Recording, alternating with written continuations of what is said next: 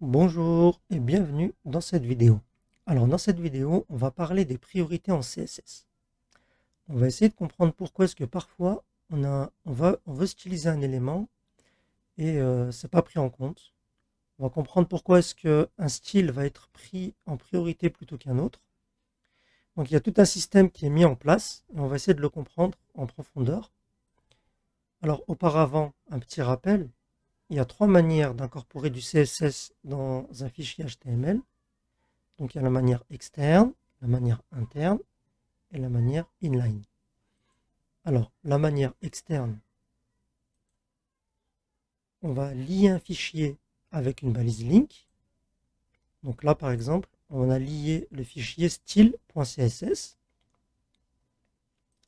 La manière interne, c'est qu'on va mettre le style entre les balises style. Donc là par exemple, on aura la classe couleur qui aura la couleur bleue. Et ça en fait on va le mettre à l'intérieur du fichier HTML. C'est pour ça qu'on dit que c'est interne. On a la manière inline. Donc là, en fait, c'est carrément à l'intérieur de la balise. Là, par exemple, à l'intérieur du paragraphe, on applique le style directement.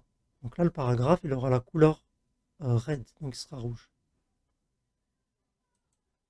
Alors, ces trois manières d'incorporer du style, l'ordre que j'ai choisi, c'est l'ordre des bonnes pratiques. C'est-à-dire qu'on considère que la bonne pratique, c'est de lier un fichier de lier du CSS avec un fichier externe. À partir du moment où on le fait, on applique la méthode interne ou inline, on considère que c'est des mauvaises pratiques.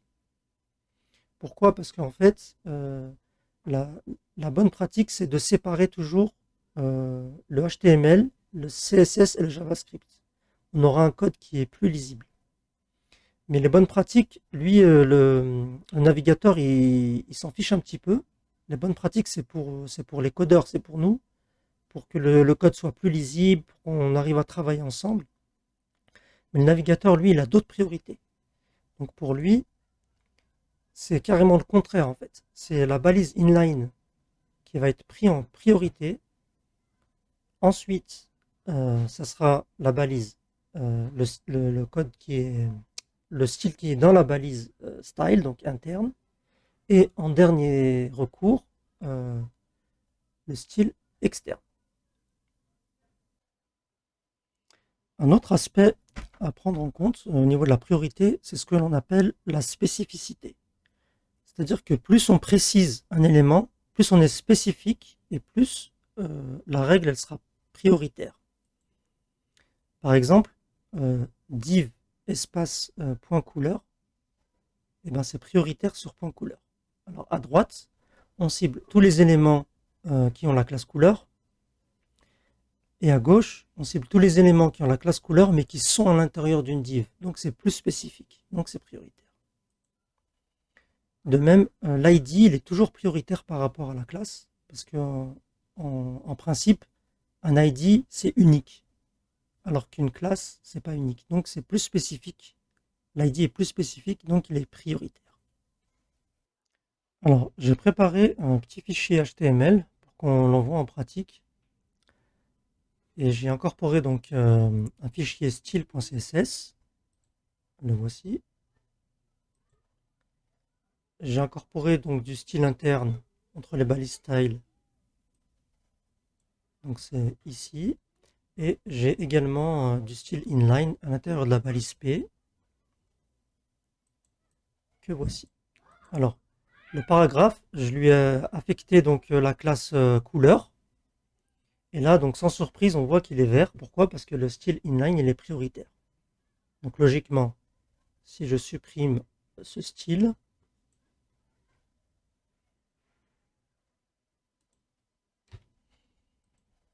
voilà, on voit que c'est le style interne qui prend le relais. Si je commente le style interne, on voit que c'est le style, le fichier externe qui est pris en compte. Alors maintenant, on va voir comment s'appliquent les priorités donc, dans un même fichier.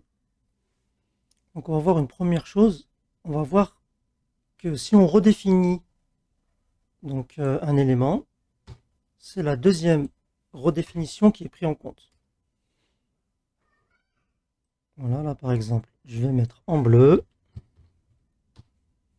et on voit que ça devient bleu. Alors ça peut arriver hein, quand on a une feuille de style qui est très longue, on a oublié qu'on a défini une classe. Et ben, si on l'a défini une deuxième fois, ben, c'est la dernière règle qui va s'appliquer. Là, on va en profiter pour voir la spécificité. Donc là, on voit que l'article donc P, la balise P, c'est un enfant d'article. Donc là, je vais cibler. Pardon. Alors, je vais cibler.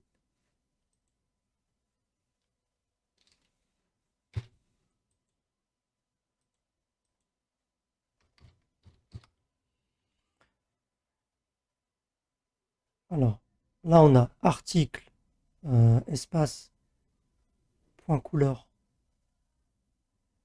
qui a la couleur rouge. Et là, la classe couleur qui est toute seule, qui est bleue. Donc le plus spécifique logiquement, c'est couleur rouge. C'est celui-là. On va vérifier. Et voilà, effectivement, on voit que la spécificité, elle est prise en compte. Alors, juste une petite parenthèse. Là, article, espace, point couleur, ce n'est pas pareil que article, point couleur collé. Quand c'est collé, ça veut dire qu'on cible les articles qui ont la classe couleur.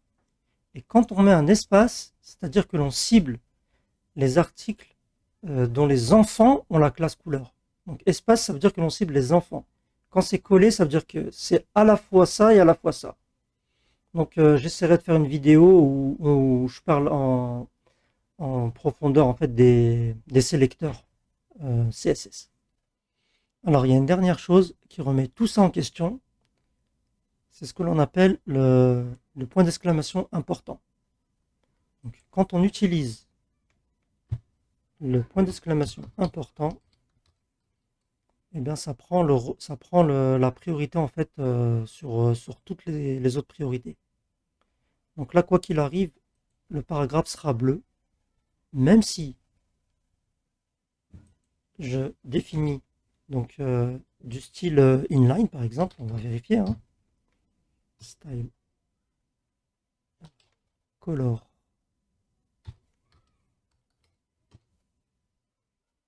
Vous voyez, là j'ai mis du style inline et pourtant il n'est pas il n'est pas considéré.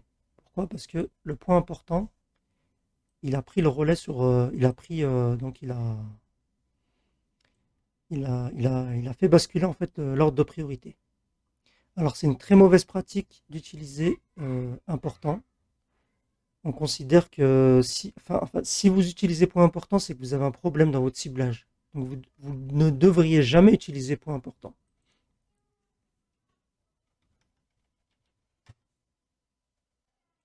Il reste une dernière chose à vérifier. Donc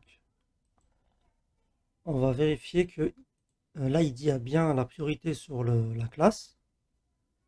Donc là, je vais enlever le style. Je vais définir un ID. Je vais l'appeler myColor. Non, myParagraph plutôt.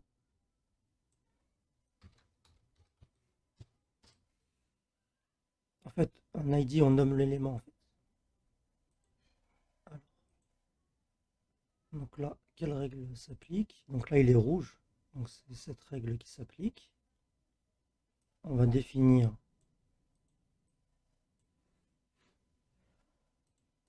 donc myParagraph.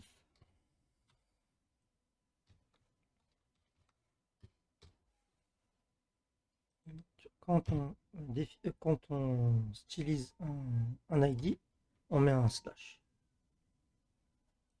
Donc là, on voit que même si ici on a été spécifique en ajoutant article, point couleur, le fait de cibler un ID, ça aura toujours la priorité sur la classe. Donc merci, donc c'est tout pour cette vidéo. J'espère qu'elle vous aura aidé et je vous dis à la prochaine. Merci beaucoup.